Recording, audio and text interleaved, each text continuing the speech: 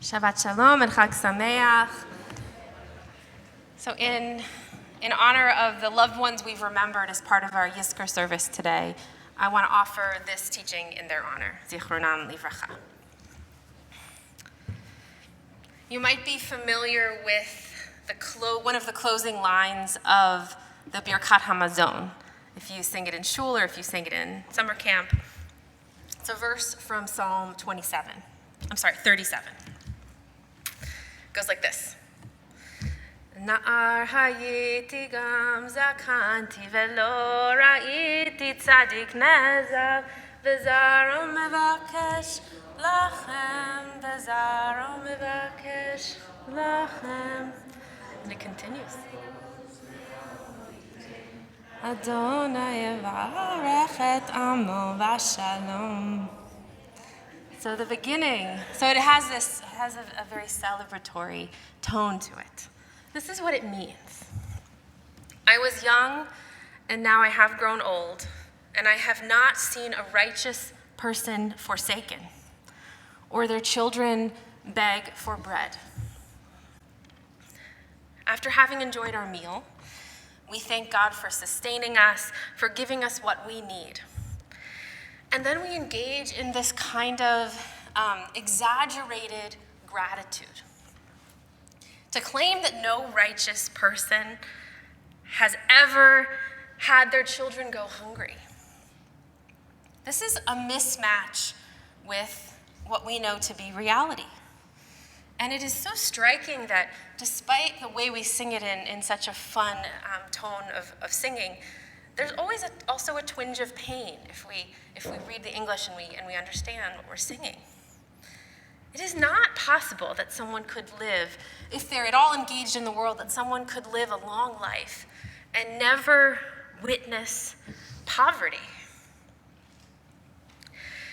So one of my teachers in recognizing this changes the tone for that one verse to make it into a more mournful tone. And I always thought that was a beautiful practice. Not right for everyone, but acknowledging that this verse from Psalms is only aspirational. It does not describe the world we live in today. Our tradition contains both this ideal, we wish the aspirational, and also the real. And together, the two of those together push us towards action. We hope that one day there will be less of a mismatch, that we might be able to sing that verse and it might describe a little bit closer to describing reality. So I want to share two more examples of seeing the ideal and the real in our tradition and seeing how they work together.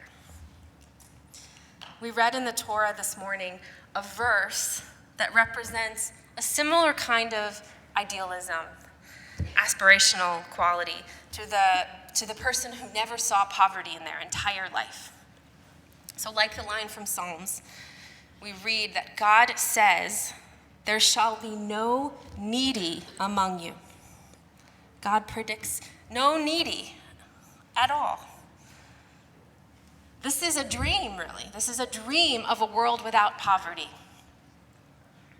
It's not reflective of reality. It is a dream. There shall be no needy among you.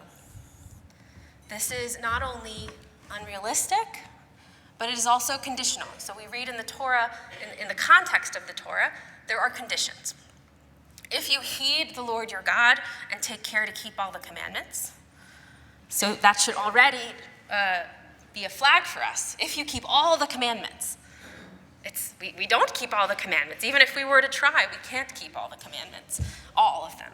And so God's promise that there shall be no needy among you makes sense that it rings so untrue.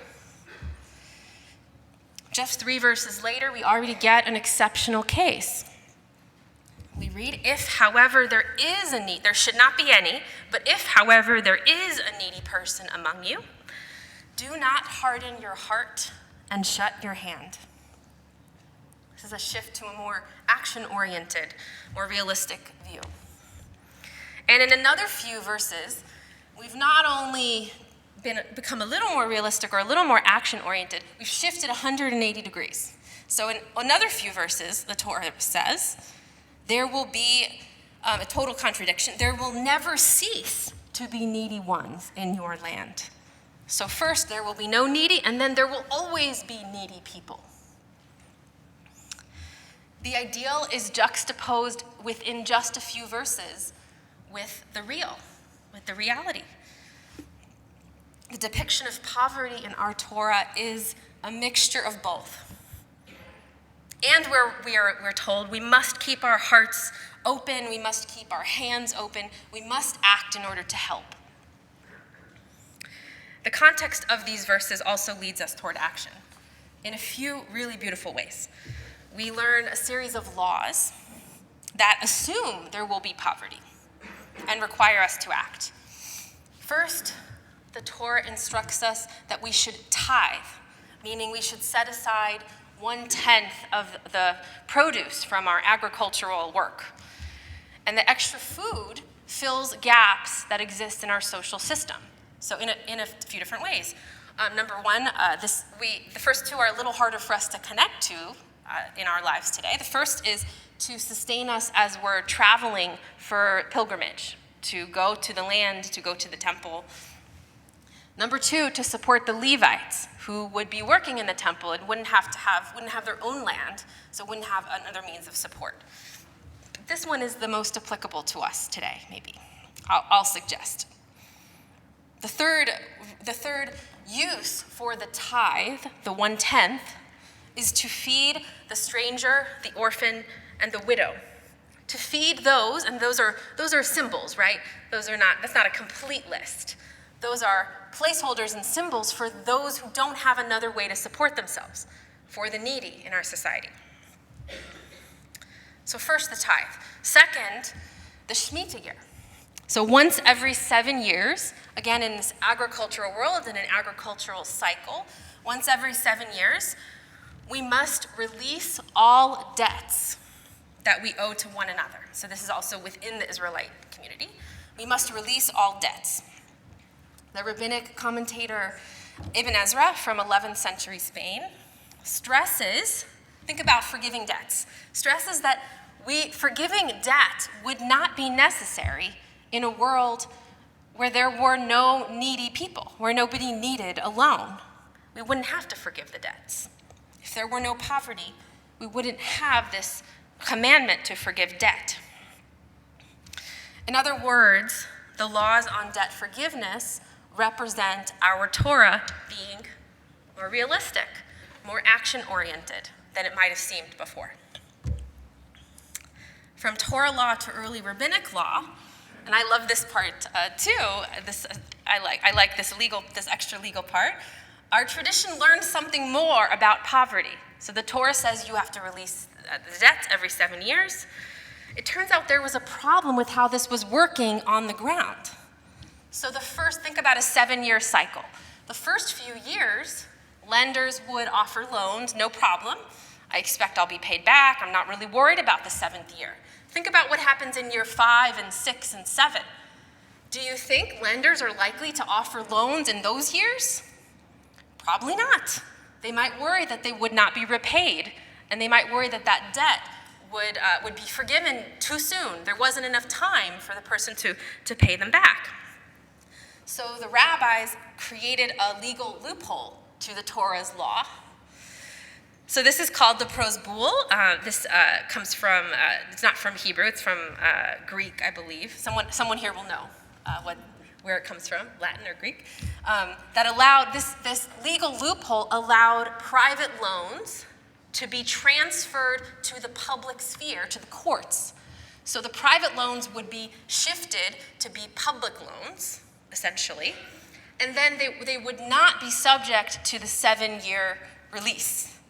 So someone in year 6 could get a loan, and they would actually have someone who's willing to give them the money, because they would know that in that case, in cases that were appropriate, the court, the public sphere, would take on that loan. Again, in a different way, many years later, our tradition being realistic and action-oriented and responding to the needs of those who are impoverished in different ways or who are needy in different ways. Final example in the book of Ruth, which we heard chanted so beautifully this morning by our bat mitzvah Mia. The book of Ruth, we see a personal story of how the ideal system set out in the Torah doesn't work well enough for them, right? There are many themes in the book of Ruth. So I want to lift up the ways in which the book of Ruth is also a story of poverty. In the first verse, we learn there was a famine in the land. Naomi and her family leave the land of Judah in order to move to another land, to move to Moab. Presumably, they thought there was more food there, and they needed to go. Naomi's husband dies, and then 10 years later, her two sons die, and she decides she should return to the land because she has heard that God is now granting the land to be productive, that there's food. This idea is risky. She has no other backup plan. She has really no other options as a widow herself, and in figuring out what to do with her two daughters-in-law, who are also now widows. She urges them to return to their families, and she convinces one. She doesn't convince the other. Ruth decides to stay with her and to join the Jewish people. This family's experience of poverty in the land seems to contradict, number one, the song we sang at the beginning together from the Birkat Hamazon. I never saw a righteous person go hungry in my whole life. We know Ruth and her family went hungry. Number two, the story of Ruth seems to contradict the first ideal set forth in the Torah that we read this morning, that there shall never be any needy among you. Of course, we know that was more complicated. That was complicated and was more nuanced later on. There have certainly been needy among us. There continue to be needy among us. And our tradition gives us this beautiful and complicated and meaningful mixture of both the real and the ideal. So why do we need, if we have the real, why do we even need the ideal? The dream of a world without poverty is idealized by our tradition in order to call us to action, in order to teach us that it is on us to live up to the challenge that we should feed the stranger and the orphan and the widow and all of the others who might need. It is on us not to harden our hearts. It is on us not to close our hands. So I hope we can take that with us into this next cycle of Torah reading. As we've received the Torah, we can honor that receiving of the Torah on Shavuot by putting it into action. So I wish you a Shabbat Shalom and a Chag Sameach.